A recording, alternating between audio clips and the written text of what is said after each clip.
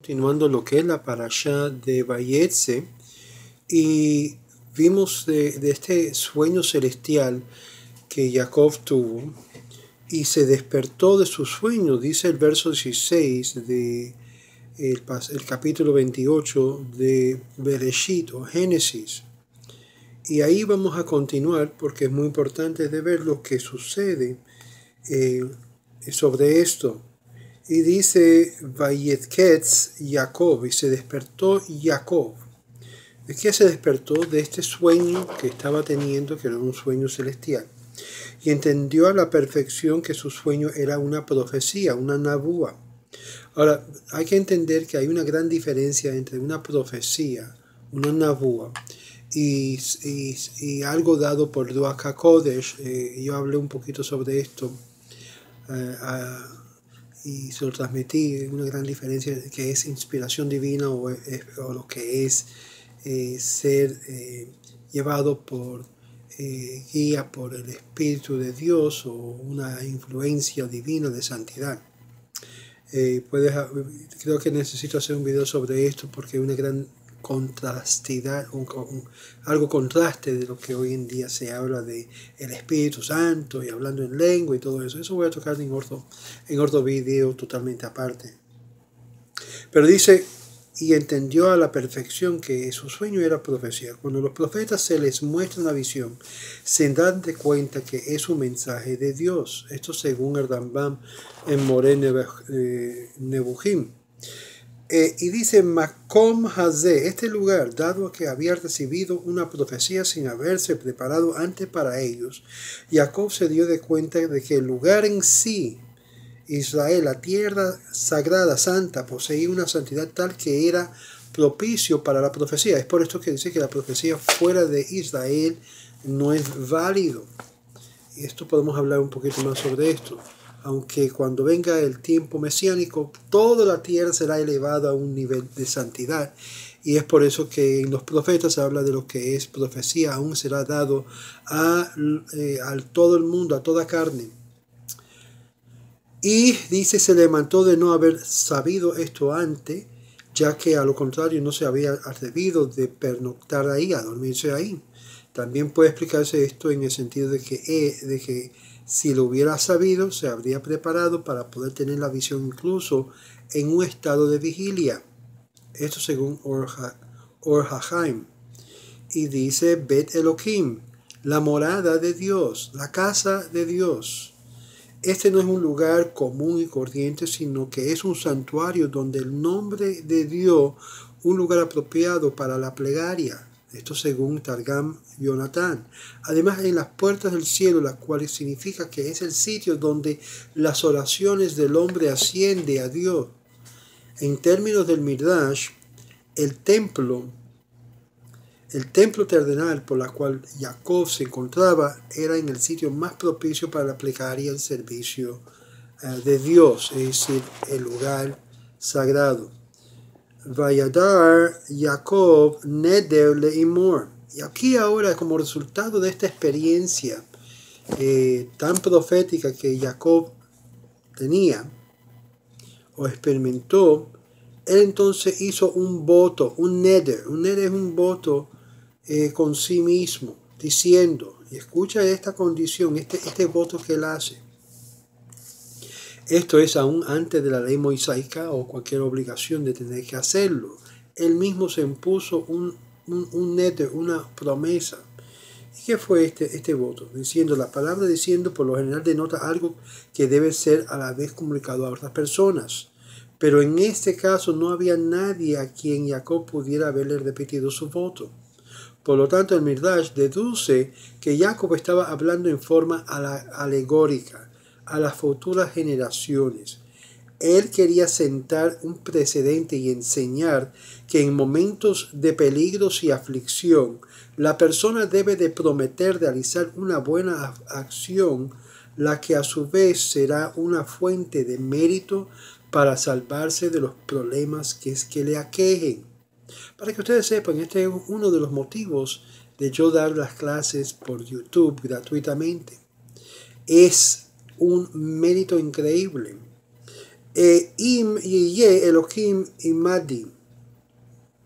Si ha de estar Dios conmigo. Im significa siendo que Dios está conmigo. Y el sí no expresa dudas sobre si Dios cumplirá su palabra o no lo hará, sino siendo que Dios está conmigo. Jacob tenía que pudiera llegar el pecar y perder el derecho de la protección divina. Y esto también lo menciona Nachmanides. Eso no era que si Dios estaba con Jacob, Dios siendo que Dios estaba con Jacob, pero Jacob tenía el miedo. Por eso usa la expresión im, que quizás si él haría algo para alejar la presencia divina de él, que entonces el voto está off. Y él dice aquí, Lehem leevol, lehol leveger li lavosh, pan que comer y ropa para vestir. Para la pobreza no me lleva a actuar contra mi propio sentido de decoro y contra la voluntad de Dios, dice Soforno. Los justos piden solamente por lo estrictamente necesario. No tienen necesidad de lujos. Lo que Jacob estaba pidiendo era que si Dios me provee lo que es el sostén, lo que necesito de comer y ponerme, entonces voy a cumplir yo la parte mía de este voto. Y ha de ser que el Eterno un Dios para mí. Esta es la condición que estableció Jacob, y que si Dios la cumpliera o lo cumplía, obligaría a Jacob a cumplir con el voto del versículo siguiente. Jacob estaba implorando a Dios que declarara su nombre sobre él y sobre su descendencia, para que su posteridad no adoleciera las imperfecciones, tal como Dios le había prometido a Abraham. Vea Génesis 17:7. El Gur Aria explica, le había prometido a Abraham, y explica la afirmación de que Jacob no puede entenderse como una promesa de lealtad a Dios, ya que interpretarla en este sentido implicaría que si Dios no cumplía con su pedido a Jacob, entonces él, Jacob no aceptaría al Eterno como su Dios. Jacob evidentemente nunca iba a decir algo semejante. Sin embargo, Nachmanides sostiene que esto sí era parte de la promesa de Jacob. Es decir, que si Dios le permitía retornar sano y salvo, entonces él podría servir a Dios correctamente. Tal como enseñan los sabios, quien habita fuera de Eretz Israel es comparable a quien no tiene a Dios. Ketubot 110b. Tan drástica es la diferencia entre la santidad de la tierra de Israel y del resto del mundo, que vemos que la tierra de Israel posee lo que es este aspecto. Interesante, antes que Israel se hizo nación y antes que comenzó la inmigración de todo Israel para la tierra santa, que es nuestra heredad, que es nuestro derecho de habitar ahí, Dios dice que cuando dispersó a todos los judíos por todo el mundo, que Él se fue con el judío por donde quiera que fuera. Esto yo hablé en el primer video también. ¿Qué entonces lo que vemos acá? Vemos que dice, hacer asereinu lach, separaré una y otra vez un diezmo para ti. El diezmo de Jacob incluía no solamente un 10% de sus ganancias, sino también su promesa de dedicar 1/10 parte de sus hijos al servicio de Dios. Específicamente se refería al tribu de Leví, que estaba consagrado al servicio de Dios y a la que Jacob le impartió la sabiduría y las enseñanzas esotéricas de la Torá, según Bereshit Rabbah 77.